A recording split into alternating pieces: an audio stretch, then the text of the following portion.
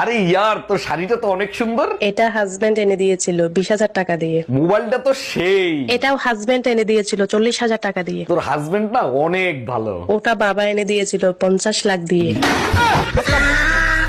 Excuse me, আপনি বরিশালে না? জি না, আমি ঢাকা থাকি।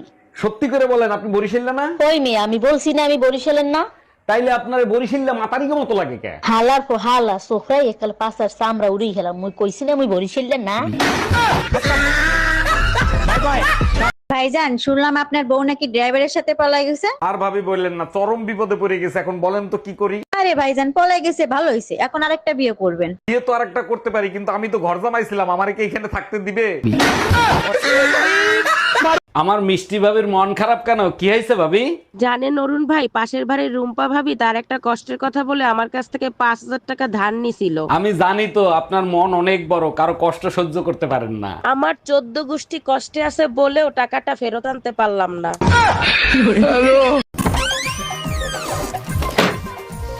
তুমি আজকে আবার মদ খেয়েছো? আমাকে টাচ করবে না, আমার বউ আছে।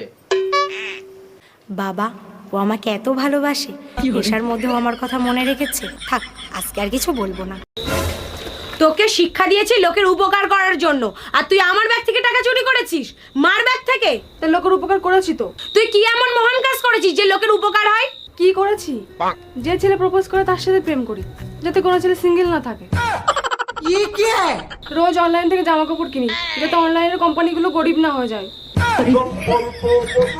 ছেলে বন্ধুদের কাছ থেকে সিগারেট চেয়ে চেয়ে খাই, যাতে ওদের ক্যান্সার না হয়ে যায়। ভোর 5টা অবধি জেগে থাকি, যাতে পাড়ায় চুরি না হয়। আমি পারি না।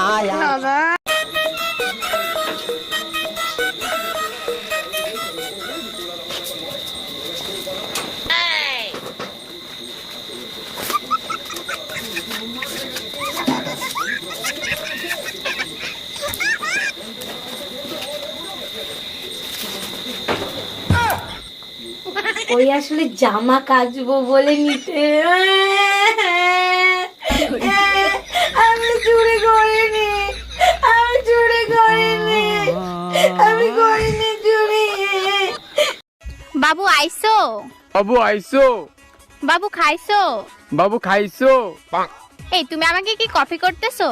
এই তুমি কি আমাকে কপি করতেছো? বাবু আমি শপিং এ যাব। বাবু আমি এখন বাসায় যাব।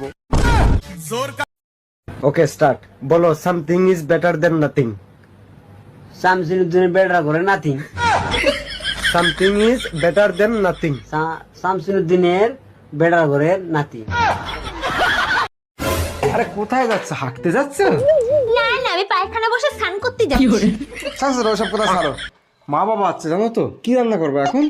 কি আর রান্না করব? ডাল ভাত রান্না করব, বয়স্ক মানুষ তো তাড়াতাড়ি খেয়ে নিতে পারবে। ও তাই, ডাল ভাত? আমি আরো ভাবলাম যে কতদিন পর আমার শ্বশুর শাশুড়ি আসছে, কোথায় একটু ভালো মন্দ রান্না হবে। ঠিক আছে ঠিক আছে। ও আমার মা বাবা আসছে? তুমি একটা কাজ করো না, বাজার থেকে না বেশি মুরগি নিয়ে এসো আর ইলিশ মাছ নিয়ে এসো। আমার মা বাবা না খুব ভালো খায়। ডাল ভাত, বয়স্ক লোক মাছ মাংস খেলে হার্টের প্রবলেম হয়ে যাবে, পাতলা পায়খানা হয়ে যাবে, আগালে থামবে না, ডাক্তার করো, ওষুধ করো, কে শরীর খারাপ করবে? ব্যস্ত ব্যস্ত। ডাল ভাত ঠিক আছে, ডাল ভাত। না না, ডাল ভাত বলেছি, ডাল ভাত। ডাল ভাত, ডাল ভাত। এই বলো, তুমি আর মদ খাবে? না খাবো না। আমার সাথে আর ঝগড়া করবে না আর ওই শিবুদার বোন দিকে তাকাবে? বলো না, তাকাবো না। এবার বলো, আমার জন্য জীবন দিয়ে দেবে তো? হ্যাঁ দিয়ে দেবো, এরম জীবন রেখেও বাকি লাভ।